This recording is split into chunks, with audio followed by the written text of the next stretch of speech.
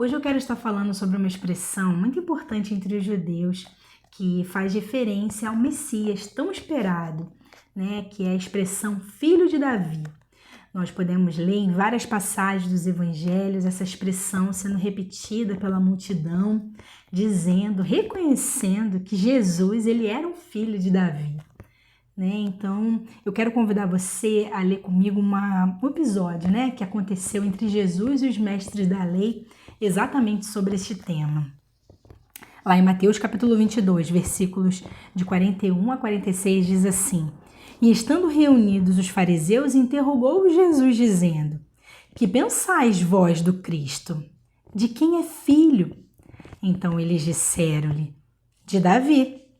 E disse-lhes ele: Como é então que Davi em espírito lhe chama Senhor, dizendo: Disse o Senhor ao meu Senhor: Assenta-te à minha direita, até que eu ponha os teus inimigos por escabelo de teus pés. Se Davi, pois, lhe chama Senhor, como é seu filho? E ninguém podia responder-lhe uma palavra, nem desde aquele dia ousou mais alguém interrogá-lo.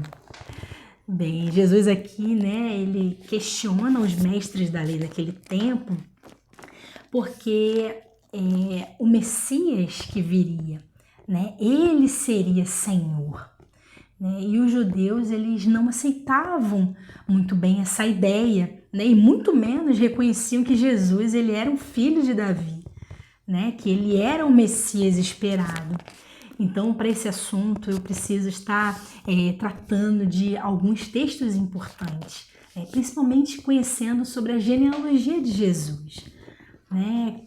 Jesus, ele nasceu de quem? Nós sabemos que foi de Maria, e também teve por pai adotivo José.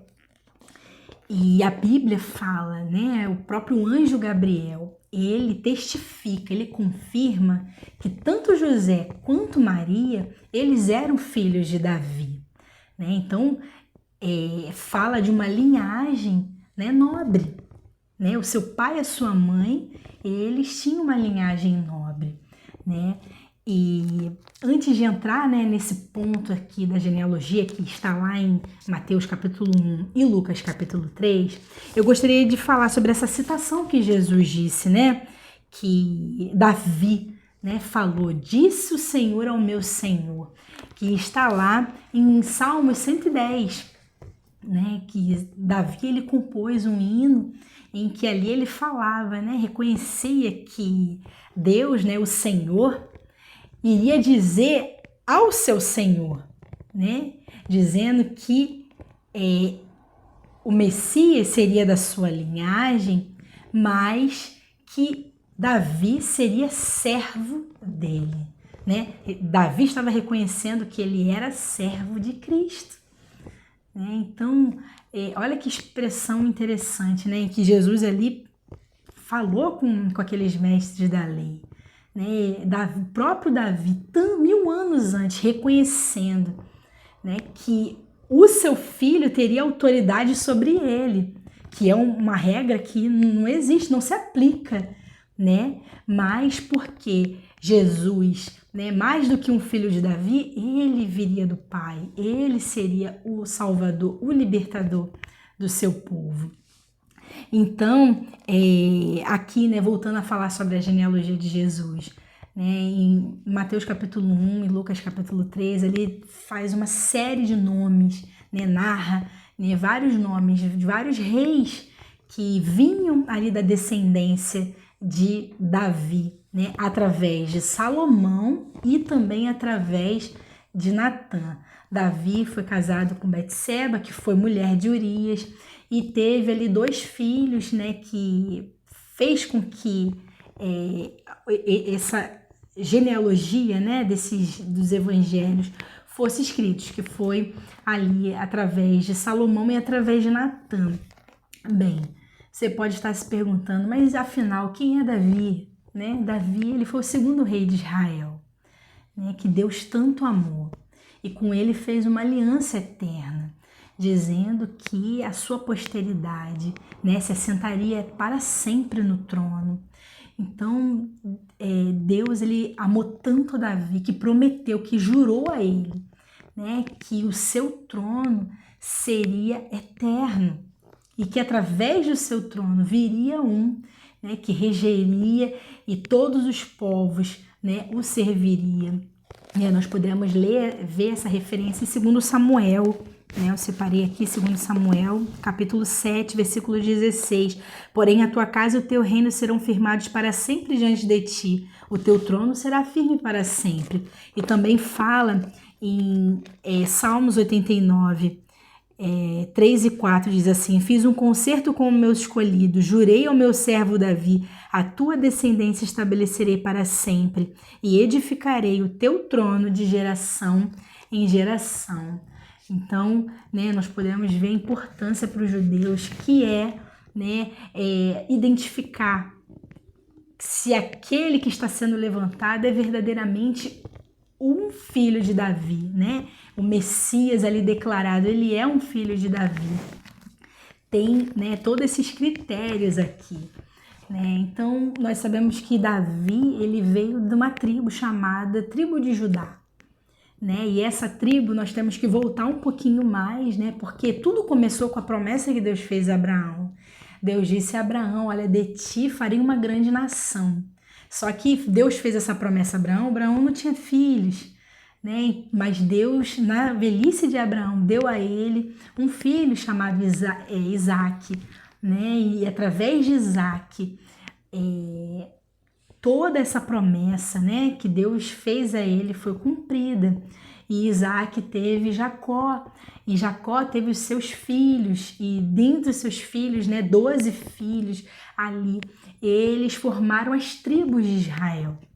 E quando chegou, né, lá em Davi, depois que Davi morreu, Salomão se assentou no trono, depois de Salomão, seu filho Roboão, houve ali um racha, né, em Israel, né? Então as tribos do norte, Israel, né, ficou ali, né, com a região do norte, e a parte do sul, a região do sul, ficou ali com Judá, que era um dos filhos de Jacó, né? E nós podemos ver essa referência em Gênesis no capítulo 49, que por que é tão importante essa tribo de Judá, né? Porque Jacó, ele falou assim, antes da sua morte, ao seu filho Judá, de que através, né, dessa tribo, né, seriam ali os líderes do seu povo, né? Aqueles que teriam uma linhagem ali de reis.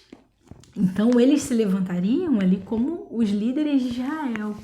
Então, Davi, ele foi, né, um descendente de Judá. Então, guardava todas essas promessas. Então, bate certinho, né, com a linhagem para se chegar no Messias, né? Então, quando Deus ele fez essa promessa a Davi, Satanás ele ficou sabendo, né? E Satanás ele começou ali a manipular, né, as vidas, né, o destino de cada um dos reis que vinham, né, que eram que vinham após, né, ali vieram após a Davi.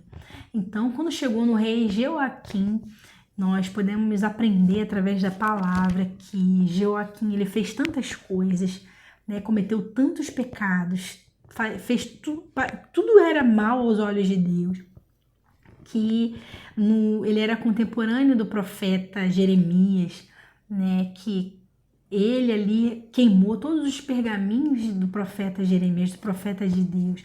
E Jeremias, no ímpeto da sua ira, ele proferiu uma maldição ali a todos os descendentes de Jeoaquim. Então nós vemos ali que isso está descrito em Jeremias capítulo 22 e também Jeremias capítulo 36. Então, nós vemos ali, né, que todos os filhos depois de Jeoaquim passaram a viver debaixo de uma maldição de um profeta chamado Jeremias.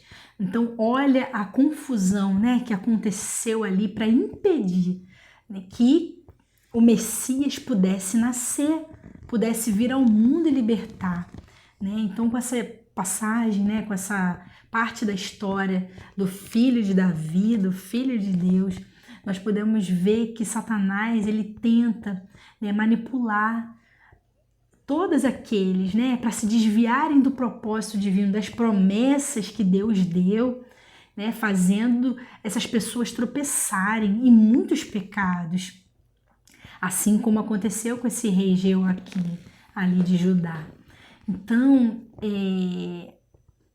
e essa descendência, né, de Jeoaquim vem ali de Salomão, então passa, né, a sofrer tantas consequências ruins, que acabou depois de uns anos mais à frente o cativeiro babilônico, né? Todo o povo ali de Judá foi levado para o cativeiro na Babilônia, e então, né, os judeus passaram 70 anos de muitas lágrimas, de muita dor, de muito sofrimento. E então, né, ali, né, não tiveram mais reis, né? O último rei foi o rei Zedequias, que foi o último rei de Israel.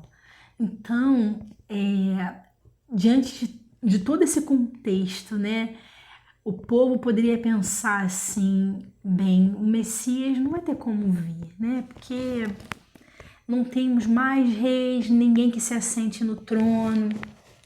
Enquanto Satanás estava ali tão preocupado, né, com os descendentes de Davi, Salomão em diante, teve, né, como eu falei, Davi teve um outro filho chamado Natã, que era irmão do rei Salomão, né? Então, através, né, dessa linhagem, né, uma nova possibilidade poderia também, né, acontecer, em que quando nós vamos ler Mateus 1 e Lucas 3, nós vemos que Maria vem exatamente da linhagem de Natã. Então nós entendemos que Jesus, né, ele era naturalmente, né, filho de Davi através da linhagem de Natã, porque Maria vem dessa linhagem e legalmente ele é filho de Davi através de Salomão, né? Por quem? Por José. Então, assim, é tão bonito, né? O cuidado de Deus, assim, com as suas promessas, com a sua palavra. Ele vela em cumprir a sua palavra, né? Então, nós vemos através, né, dessa passagem que Deus, né, através do tempo, ele vem ali cercando, né, o seu povo para que não haja nenhum tipo de impedimento, para que essa palavra, essa promessa ao seu povo tão amado pudesse se concretizar, né? Então, nós podemos ver aqui que ali, né, em Natã, quando chegou ali em Maria que concebeu pelo Espírito Santo, ela ali que é a mãe, né, do nosso Salvador Jesus, ela também era uma filha de Davi, ela tinha esse sangue nobre, né? Então, mas eu falei que, então José, nós podemos entender que ele poderia estar debaixo dessa maldição proferida pelo profeta Jeremias, mas nós lemos aqui em Ageu, que foi um profeta pós-exílio, né? Ageu no capítulo 2, versículo 23, diz assim: naquele dia, diz o Senhor dos Exércitos, te tomarei, ó Zorobabel, filho de Sealtiel, servo meu, diz o Senhor, e te farei como um anel de selar, porque te escolhi, diz o Senhor dos Exércitos. Então aqui faz, né, uma referência aqui, que essa maldição proferida à casa, né, daqueles reis que estava ali vindo ali de Salomão, de Joaquim, né, de Joaquim, que era Jeconias. Então aquele profeta, ele estava tirando aquela palavra. Então nós vemos que José não nasceu debaixo de maldição, né? José, ele veio com a bênção de Deus. E ele foi escolhido para ser o pai do nosso Salvador, Jesus Cristo. Então, eu sei que essa história, né, é uma história com muitos textos, né, que são textos riquíssimos. Eu vou deixar na descrição do vídeo para que você possa comprovar, você possa ver, né, que mais uma vez a Bíblia ela se mostra irrefutável, né? Ela mostra que Jesus, né, deve ser aceito, quer por judeus, quer por gentios, como um filho de Davi, como filho do Deus Altíssimo, o Senhor e o nosso Salvador, assim como Davi reconheceu. Amém.